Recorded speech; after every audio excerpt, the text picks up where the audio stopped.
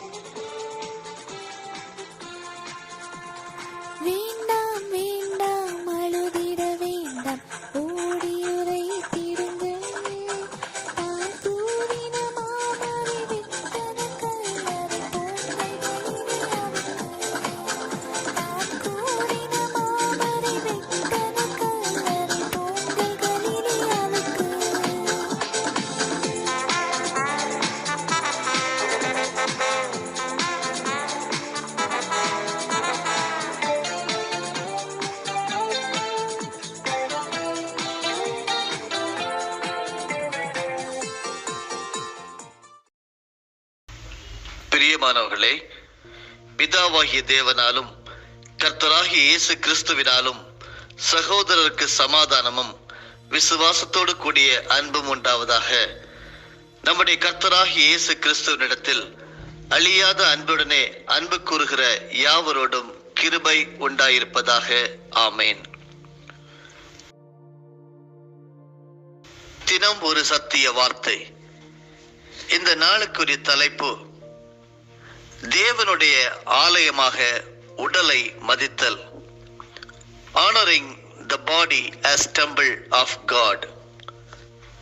பரிசுத்த வேதாகமத்தின் ஆதார வசனம் 1 கொரிந்தியர் 3:17. தேவனுடைய ஆலயம் பரிசுத்தமாக இருக்கிறது, நீங்களே அந்த ஆலயம். For the temple of God is holy, which temple you are. இன்றைய தியான பகுதி 1 கொரிந்தியர் 3வது அதிகாரம் வசனங்கள் 16 முதல் 23 முடிய. நீங்கள் தேவனுடைய ஆலயமாய் இருக்கிறீர்கள் என்றும் தேவனுடைய ஆவி உங்களில் வாசமாய் இருக்கிறார் என்றும் அறியாதிருக்கிறீர்களா? ஒருவன் தேவனுடைய ஆலயத்தை கெடுத்தால் அவரை தேவன் கெடுப்பார். தேவனுடைய ஆலயம் பரிசுத்தமாய் இருக்கிறது, நீங்களே அந்த ஆலயம். ஒருவனும் தன்னைத்தானே வஞ்சியாதிருப்பானாக. இவ்வுலகத்திலே உங்களில் ஒருவன் தன்னை ஞானி என்று எண்ணினால் அவன் ஞானியாகும்படிக்கு பைத்தியக்காரனாக கடவன். இவ்வுலகத்தின் ஞானம் தேவனுக்கு முன்பாக பைத்தியமாயிருக்கிறது. அப்படியே ஞானிகளை அவர்களுடைய தந்திரத்திலே பிடிக்கிறார் என்றும் ஞானிகளுடைய சிந்தனைகள் வீணாயிருக்கிறது என்று கர்த்தர் அறிந்திருக்கிறார் என்றும் எழுதியிருக்கிறது. இப்படி இருக்க ஒருவரும் மனுஷரை குறித்து மேன்மை பாராட்டாதிருப்பானாக. எல்லாம் உங்களுடையதே. பவுலாகிலும் அப்பல்லோவாகிலும் கேபாவாகிலும் உலகமாகிலும் ஜீவனாகிலும் மரணமாகிலும் நிகழ்காரியங்களாகிலும் வருங்காரியங்களாகிலும் எல்லாம் உங்களுடையது. நீங்கள் கிறிஸ்துவின் உடையவர்கள், கிறிஸ்து தேவனுடையவர். தேவனுடைய ஆலயமாக உடலை மதித்தல். அருமையானவர்களே, மனுக்குலத்தின் ஆரம்பத்திலிருந்தே தேவன் தம் மக்களிடையே வாழவும் அவர்களோடு தொடர்பு கொள்ளவும் விரும்பினார். அவர் ஏதேன் தோட்டத்தில் ஆதாம் ஏவலோடு மென் காற்று வீசிய பொழுதினிலே உலாவி உரையாடி மகிழ்ந்தார். பின்னர் இஸ்ரவேலருடன் உடன்படிக்கை செய்து வாக்குத்தத்தங்களை கொடுத்தார். என் உறைவிடத்தை உங்கள் நடுவில் நிறுவுவேன், நான் உங்களை வெறுப்பதில்லை, உங்கள் நடுவே நான் உலவுவேன், நானே உங்கள் தேவன், நீங்கள் என் மக்கள் என்றார். இஸ்ரவேலர் பாலைவனத்தில் அலைந்து திரிந்த போது தேவன் தேவன் தன் மக்களுடன் வாசம் பண்ண விரும்பி அவரை தொழுது கொள்ள மோசேயிடம் உடன்படிக்கை பெட்டியை உருவாக்க மாதிரியை காண்பித்தார். அதன்படி மோசே கர்த்தருக்கு உடன்படிக்கை பெட்டியை ஸ்தாபித்தார். தேவனின் பிரசன்னம் அந்த உடன்படிக்கை பெட்டியில் தங்கியிருந்தது. எல்லா நிலையிலும் மக்களுக்கு வழிகாட்டும் ஆற்றலாக காணப்பட்டது. மன்னன் சாலமோன் தேவாலயத்தை கட்டி பிரதிஷ்டை பண்ணின நாள் வரைக்கும் தேவன் உடன்படிக்கை பெட்டியில் வாசம் பண்ணினார். சாலமோன் கட்டிய தேவாலயத்தையும் கர்த்தர் தம் மகிமையால் நிரப்பினார். ஆனால் புதிய ஏற்பாட்டில் வார்த்தையாயிருந்த தேவன் மாம்சத்தில் வெளிப்பட்டு மனுமக்களிடையே வாசம் பண்ணினார் என்று யோவான் 1:1-4 வரையில் படிக்கிறோம். அவரது பெயர் இம்மானுவேல் எனப்பட்டது. இம்மானுவேல் என்பதற்கு தேவன் நம்மோடு இருக்கிறார் என்று பொருள். இயேசு கிறிஸ்து தம் சரீரமாகிய ஆலயத்தை பற்றி கூறியதாக யோவான் 2:21 படிக்கிறோம். கிறிஸ்துவில் தேவன் முழுமையும் மனித உடலில் வாழ்கிறது எனவும் கொலோசியர் 2:9 சொல்லுகிறது. தேவன் வாழும் விசுவாசிகளின் உடல் தேவனுடைய ஆலயமாக மாறுகிறது என்று 1 கொரிந்தியர் 3:16 படிக்கிறோம். இயேசுவும் என் மீது அன்பு கொண்டுள்ளவன் நான் சொல்வதை கடைபிடிப்பான், என் தந்தையும் அவன் மீது அன்புள்ளவராய் இருப்பார், நாங்கள் அவருடன் குடிக்கொள்ளுவோம் என்று கூறினார். 1 கொரிந்தியர் 6:19 பவுலடியாரும் விசுவாசிகளின் உடல்கள் தூய ஆவியானவரின் ஆலயமாக இருக்கிறது என்று விவரிக்கிறார். விசுவாசத்தின் மூலம் தேவனின் கிருபையை பெற்ற ஒவ்வொருவரும் கிறிஸ்துவின் உறவில் கட்டடம் முழுவதும் இசைவாக பொருந்துவது போல ஆண்டவருக்கென்று தூய ஆலயங்களாக வளர்ச்சி பெறுகிறார்கள். தேவன் தம் பிள்ளைகளை அவருடைய ஆவி வசிக்கும் உறைவிடமாக காண்கிறார். அவர் தம்முடைய இரத்தத்தால் அவர்களை கழுவி சுத்தப்படுத்துகிறபடியால் அவர்கள் பரிசுத்தவான்களாக தூய்மை பெற்றவர்களாக மாறுகிறார்கள். அசுத்தமுள்ள எதையும் தேவன் தம் பிள்ளைகளில் அனுமதிப்பதில்லை. இந்த பின்னணியத்தில் தேவன் தங்கும் சரீரமாகிய ஆலயத்தை இறைமக்கள் எப்படி தூய்மையாக பாதுகாக்க வேண்டும் என்பதை கொடுக்கப்பட்ட திருமறை பகுதிகளை சார்ந்து சற்று தியானிப்போமா? முதலாவதாக, உலக செல்வத்தால் ஆளுகை செய்யப்படாதிருத்தல். பழைய ஏற்பாட்டிலே மனுஷருக்குள்ளே பெரும்பாலும் நடந்து வருகிற சம்பவங்களை ஞானி சாலமோன் குறிப்பிடுகிறார். சாலமோன் செல்வத்தை பற்றி நன்றாக அறிந்திருந்தார். ஏனெனில் அவர் தம் காலத்தில் மிகப்பெரிய செல்வந்தராயிருந்தார். தாம் அனுபவித்து கண்டறிந்த அந்த ரகசியத்தை அறிவுரையாக எழுதியுள்ளார். உலகத்தில் மனுஷனுக்கு செல்வத்தையும் கனத்தையும் சம்பத்தையும் தேவன் கொடுத்திருக்கிறார். அவர்களில் பலர் தங்களுடைய செல்வத்தை எந்த நற்கிரியைகளுக்கும் பயன்படுத்தாமல் அவற்றை குவித்து வைக்கிறார்கள். அவைகளால் மனம் திருப்தி அடையாமலும் இன்பம் காணாமலும் போகிறார்கள். காரணம், அவர்கள் தங்கள் சரீரத்தை உலக காரியங்களுக்கு அடிமைப்படுத்தி வாழ்கின்றனர். எனவே சரீரமானது உலக செல்வத்தால் ஆளுகை செய்ய இடம் தராது திருத்தலே சிறப்பு என ஞானி தெளிவுபடுத்துகிறார். உலக செல்வம் மனுஷனை தனி மனிதனாகவே காட்டுகிறது. அது ஒருபோதும் மனிதனின் ஆத்மாவை திருப்தி அடைய செய்வதில்லை. காரணம், மனுஷனுடைய சுவாபத்தில் தீய குணங்கள் இயல்பாகவே இருக்கின்றன. ஐஸ்வர்யத்தால் இருதயம் அமைதியாக ஓய்ந்திராமல் செல்வம் குவிந்தவுடன் ஆரவாரம் பண்ணுகிறது. லூக்கா 12ஆம் அதிகாரத்தில் செல்வந்தன் தனக்கு கிடைத்த விளைச்சல் அதிகரித்ததால் அனைத்தையும் தானே அனுபவிக்க வேண்டும் என பேராசை கொண்டான். ஒன்று செய்வேன், என் களஞ்சியங்களை இடித்து பெரிதாக்குவேன் எனவும், என் நெஞ்சமே நீ ஓய்வெடு, உண்டு குடித்து மகிழ்ச்சியில் திளைத்திடு என்று தன் சுய சித்தத்தின்படி செய்ய தன் சரீரத்தின் அவயவங்களை ஆயத்தப்படுத்தினார். எனவே சரீரத்தின் உறுப்பான அவருடைய இருதயம் மனமேட்டிமை அடைந்து பேராசை, பெருமை, சுயநலம், மாணவம் இவைகளால் ஆட்கொள்ளப்பட்டு தன் நித்திரையை இழந்தான் என்று லூக்கா 12:17 படிக்கிறோம். ஊதாரித்தனமும் கஞ்சத்தனமும் மனுஷனுடைய இரத்தத்தில் கலந்திருக்கிறபடியால் அவனது மனம் செல்வத்தை இச்சித்து ஆத்மாவையும் சரீரத்தையும் குறித்து கவலைப்படாதிருக்கிறது. அருமையானவர்களே, சிலர் ஊதாரித்தனமாக செலவு செய்கிறார்கள், சிலர் கஞ்சத்தனமாக இருக்கிறார்கள். கர்த்தர் கொடுத்திருக்கும் ஆசீர்வாதங்களை நன்மையான காரியங்களுக்கு அநேகர் பயன்படுத்துவதில்லை. தேவன் வாழ்வில் தரும் ஆசீர்வாதங்கள் அதிகரிக்கும் போது தங்கள் சிந்தனையை உலக செல்வம் ஆளுகை செய்ய அனுமதித்து விடுகிறார்கள். அப்படி அனுமதிப்பதால் தங்கள் சரீரத்தை கெடுத்து ஆன்மீகத்தை இழந்து விடுகிறார்கள். சரீரம் தேவன் தங்கும் ஆலயமாக பரிசுத்தமுள்ளதாக இருக்க முடியாமல் போய்விடுகிறது.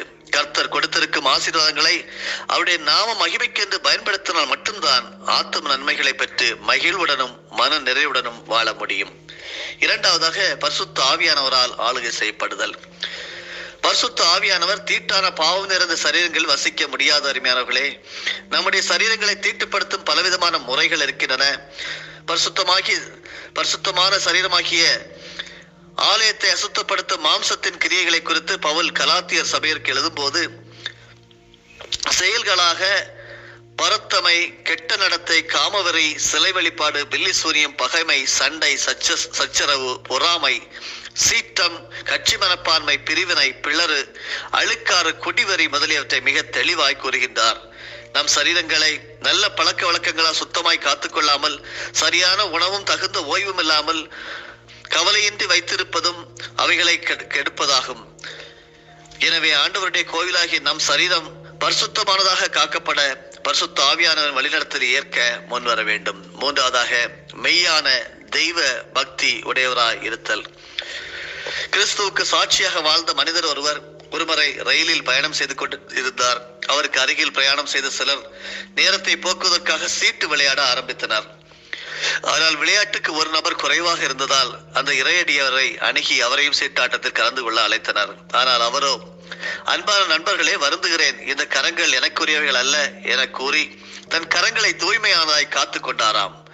என்னை கேட்டுக்கொண்டிருக்கிறவர்களே, இயேசு கிறிஸ்துவின் திரு ரத்தத்தால் கிரயத்துக்கு கொல்லப்பட்டவர்களாகிய நாம் அசுத்தமான கிரியைகளுக்கு இடம் தராமல் பரிசுத்தமான ஆலயமாகிய நம்முடைய சரீரத்தை காத்து பரிசுத்த ஆவியானவரால் தேவனை மகிமைப்படுத்த வேண்டும்.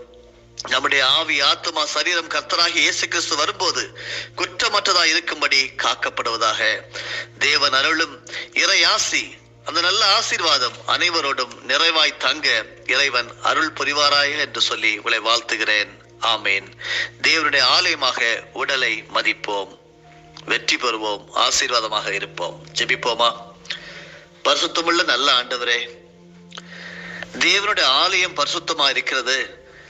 நாங்களே அந்த ஆலயம், நாங்கள் தேவனுடைய ஆலயமா இருக்கிறோம் என்றும் தேவனுடைய ஆவி எங்களில் வாசமா இருக்கிறது என்றும் நாங்கள் அறியாமல் இருந்தால் எங்களுக்கு இன்று புத்தி சொல்லி ஞாபகப்படுத்தி தந்தபடியால் நன்றி. 1 கொரிந்தியர் 3வது அதிகாரம் வசனங்கள் 16, 17 மூலமாக எங்கள் ஒவ்வொருவரோடும் பேசினரே உமக்கு ஸ்தோத்திரம் செலுத்துகிறோம். நாங்கள் எங்களுடைய உடல்களை ஆண்டவரே எப்படி உம்முடைய ஆலயமாக பாவித்துக் கொள்ள வேண்டும், எப்படி நடந்து கொள்ள வேண்டும் என்று சொல்லி ஆண்டவரே வேதத்தின் அடிப்படையின்படி கற்றுத்தந்தீர்.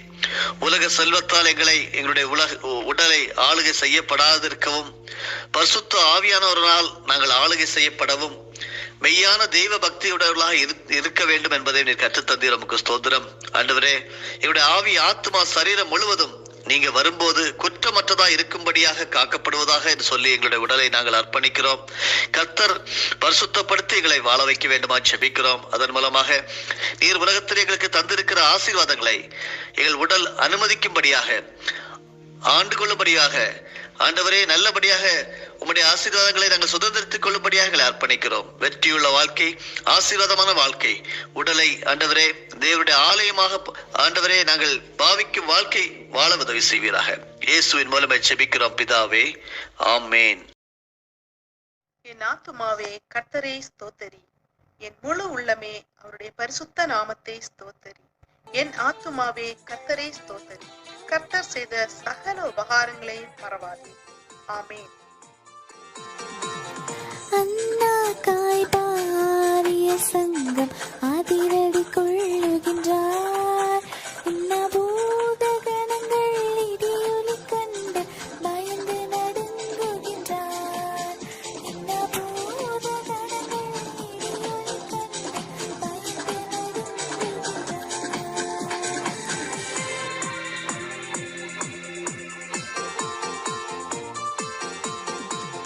வாசல் நிலைகளை உயர்த்தி நடப்பும் வருகிற ஜெய